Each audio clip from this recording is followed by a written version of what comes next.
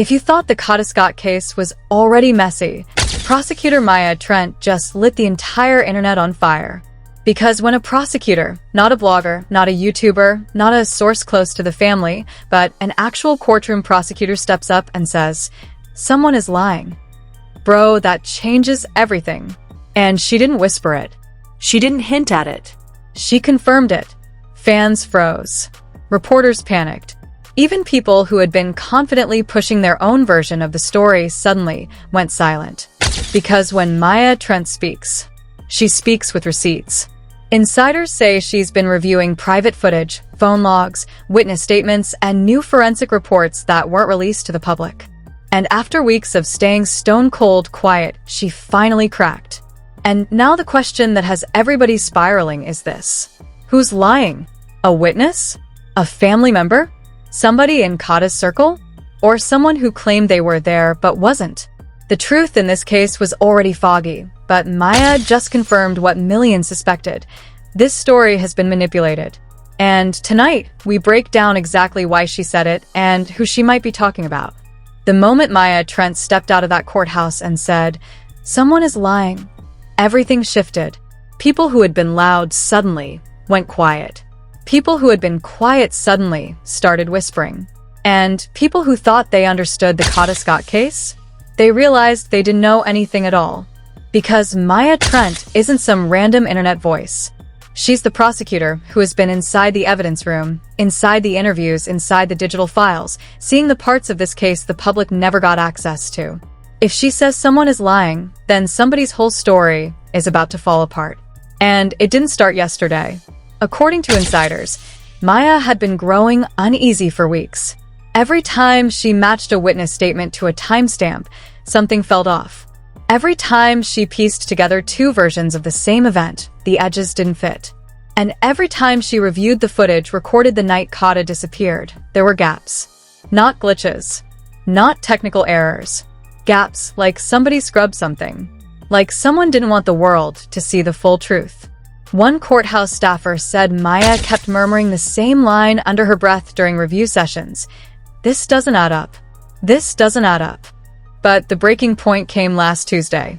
That was the day she received a private file, a file that wasn't in the official evidence stack.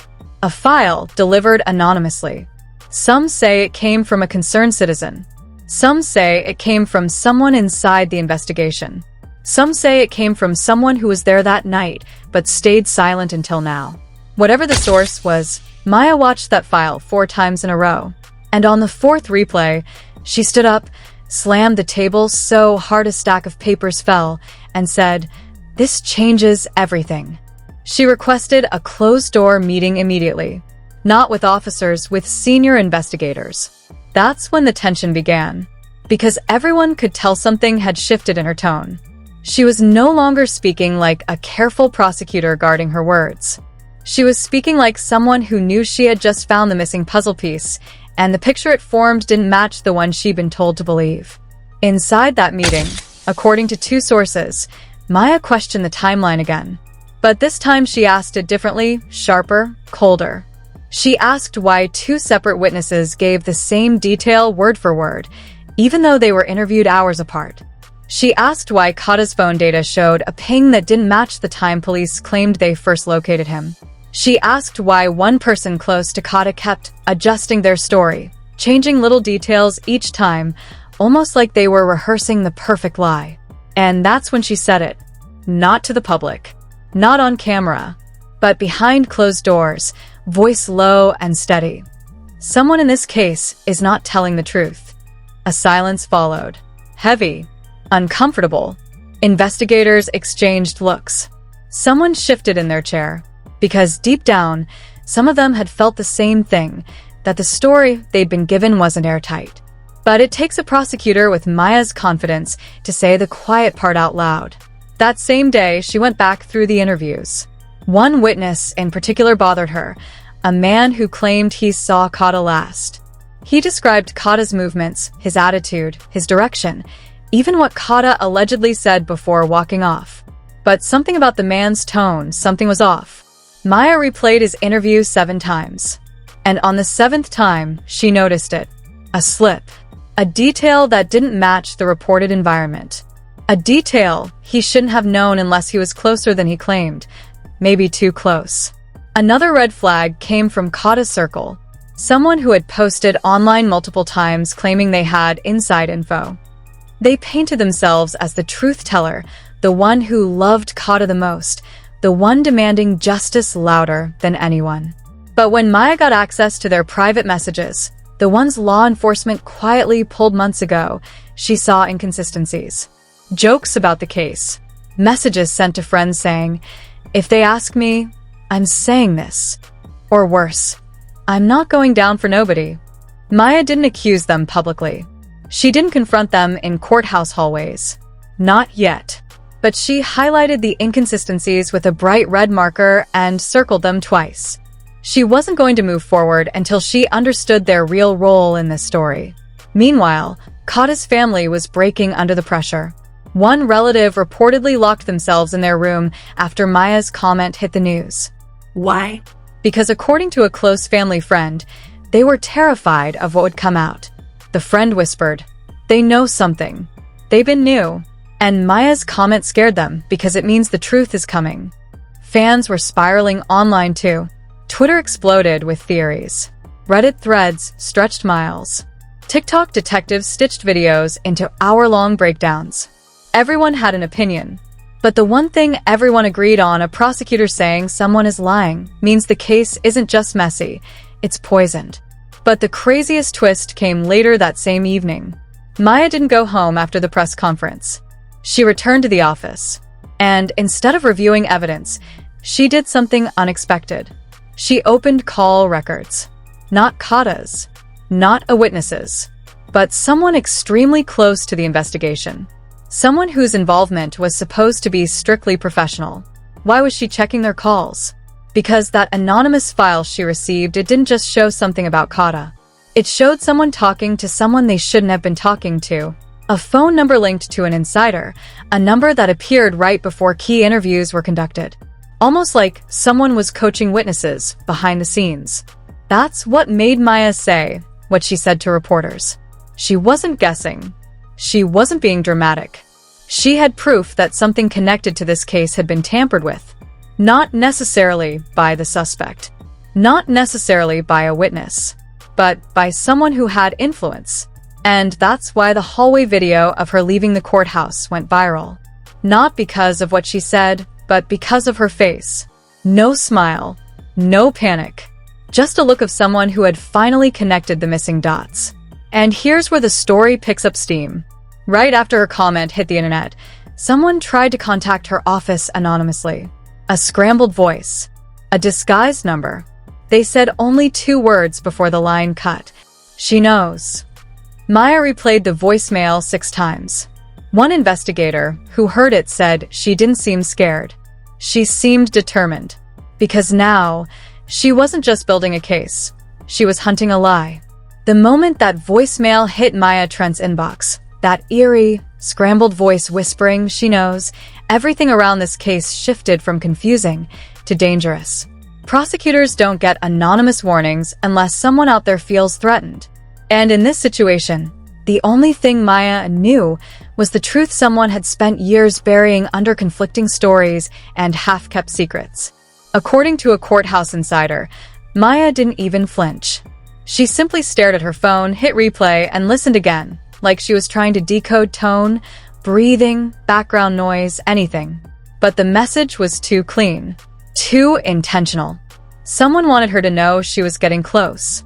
Someone wanted her to feel watched. And instead of scaring her off, it pushed her further in. She walked out of her office that night with a folder tucked under her arm. Not a full case file, not a stack of evidence, a single sheet. One document. And witnesses say she locked her office door behind her like she already knew she was stepping into a week that would expose people who never thought they'd be questioned. The next morning, she reopened the interviews. All of them. But she started with one person, the man who had been online every day claiming he knew the truth about Kada's last moments. The same man who kept inserting himself into the narrative like he was the official storyteller. The same man whose private messages told a completely different story from the one he told the internet. When Maya reviewed his interview again, she noticed something subtle. Too subtle for the initial team to catch. Every detail he gave was slightly delayed, like he was recalling a rehearsed script, not a memory. People who saw the footage said he kept glancing down, as if checking something. Maybe his hands, maybe his shoes, maybe his thoughts. But he wasn't speaking like someone traumatized. He was speaking like someone trying really, really hard not to slip. And according to someone on Maya's team, he did slip twice. The first slip, he mentioned a streetlight that wasn't working that night. Except in the footage taken just minutes before the incident, the streetlight was glowing bright yellow. Full power. No flicker. No outage. How would he know it wasn't working unless he was there earlier than he claimed? The second slip, he described Kada's tone right before he walked off, even though in his official statement, he claimed he didn't talk to Kada directly that night. How do you know someone's tone if you didn't speak to them? When Maya paused the video and whispered, "Why lie about something so small?" one investigator responded, "People who lie about small things are usually hiding big things." She circled his interview time in red, but he wasn't the only one. There was another person, someone very close to Kada, who kept giving emotional, teary statements online, acting devastated, posting heartbreak videos, demanding justice, but behind the scenes, their phone records showed something else entirely. While the internet thought they were crying at home, they were actually meeting someone at a gas station on the far edge of the city. No cameras, no witnesses, no logical reason.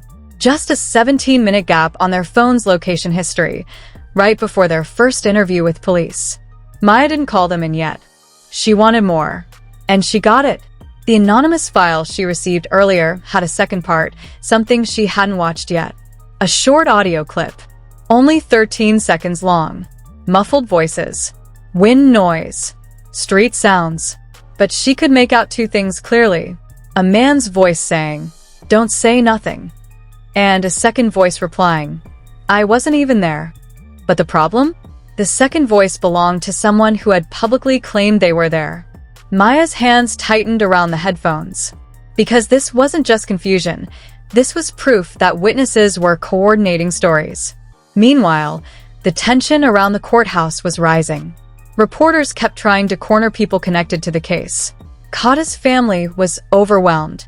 One cousin snapped on Instagram Live, shouting, "Stop DMing us, we don't know who lying."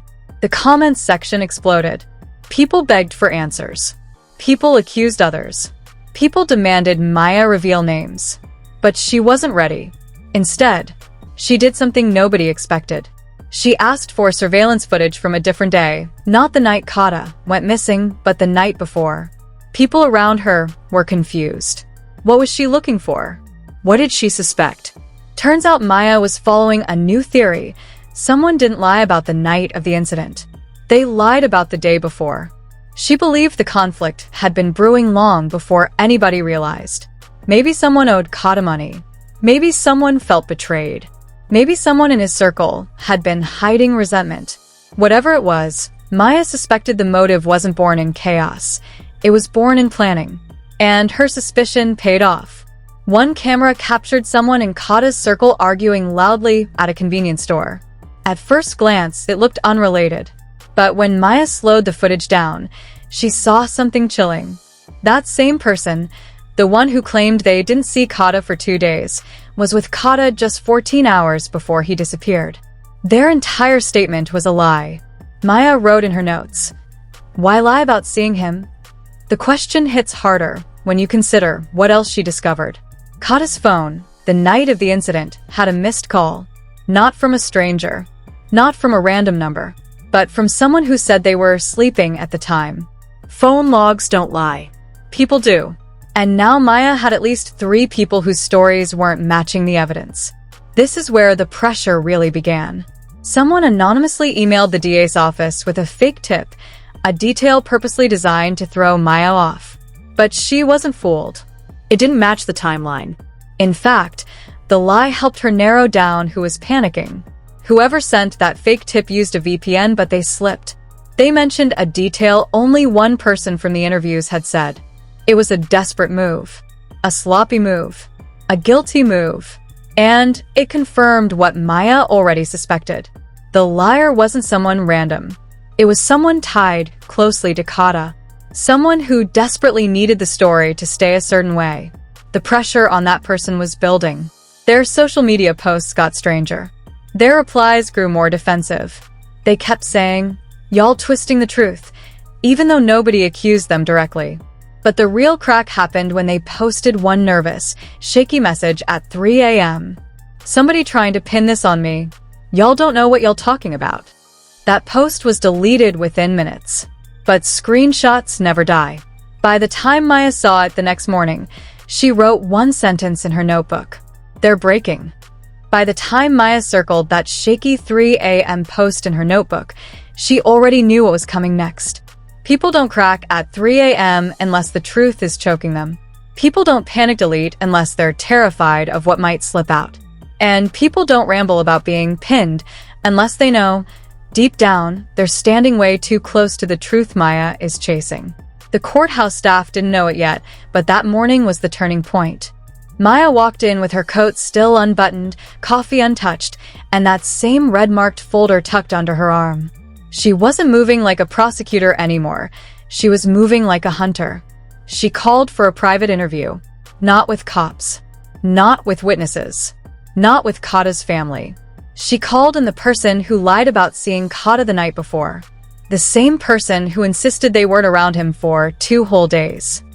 The same person caught on surveillance footage, standing next to Kada at a corner store just 14 hours before everything went wrong.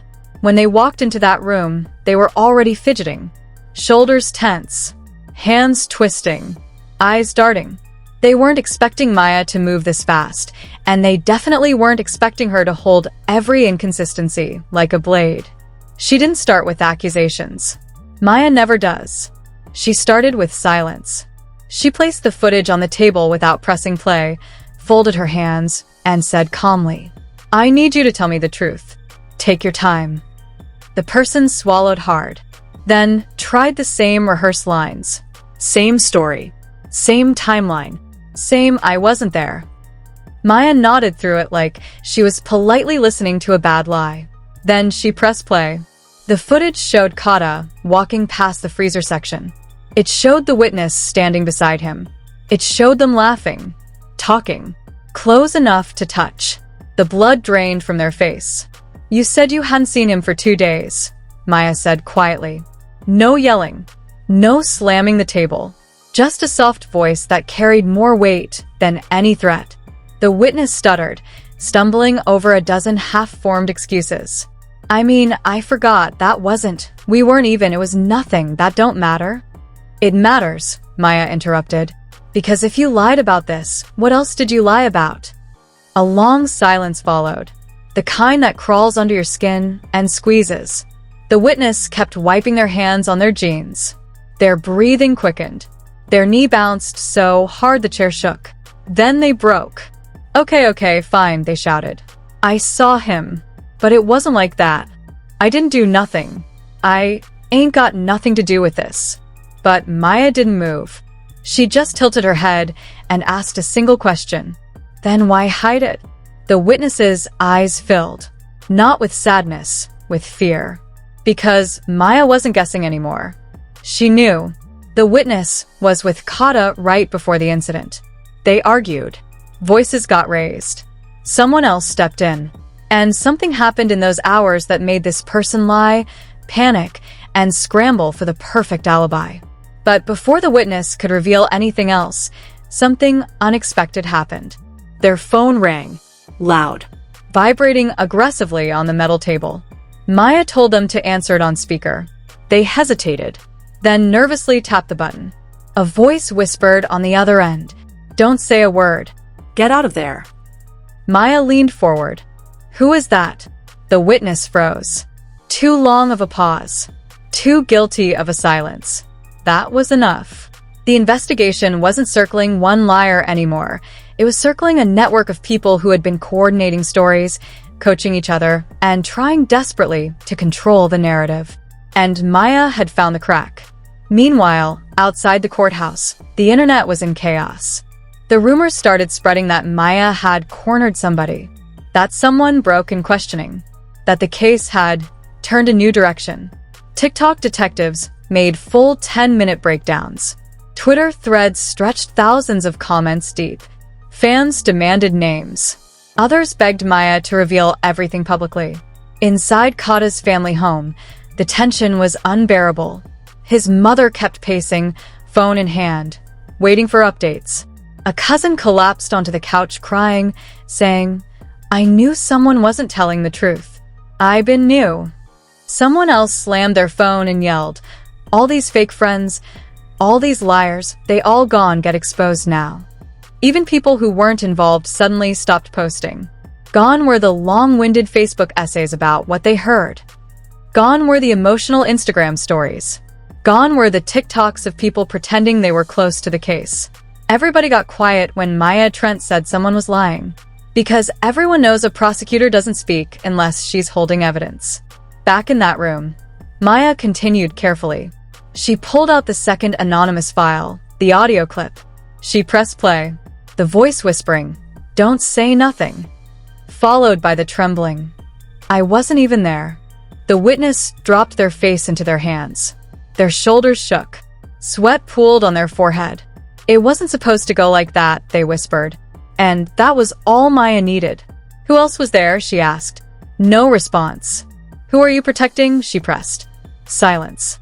But tears don't lie. People do. And Maya knew this person was on the edge, moments away from confessing the part of the story they'd been hiding for nights they couldn't sleep through. "Tell me what happened the night before," Maya said. "Tell me why Kada was upset. Tell me who he argued with. Tell me why you lied." Each question chipped at their defenses like a hammer hitting weak glass.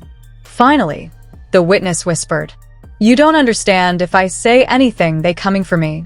Maya leaned back and replied softly, "They already are." That broke them. They started talking, shaking, rambling, connecting dots Maya already suspected. But then the twist. They didn't reveal a killer. They didn't reveal a setup. They didn't reveal a grand conspiracy. They revealed a detail, small on the surface, massive in meaning, that confirmed Maya's suspicion. Kada wasn't supposed to be where he was when everything went down. Someone told him to go there. Someone he trusted. Someone who lied afterward. Someone now panicking online at 3 a.m. Maya didn't show emotion. She didn't celebrate. She simply closed her notebook and said the words that shook the room. That's the missing piece. Because now she had motive. Now she had timeline. Now she had connection. Someone didn't just lie to protect themselves. Someone lied because they knew the truth would expose their role in sending Kada to the last place he was seen alive. The truth wasn't an accident. It was orchestrated. And Maya was ready to reveal it.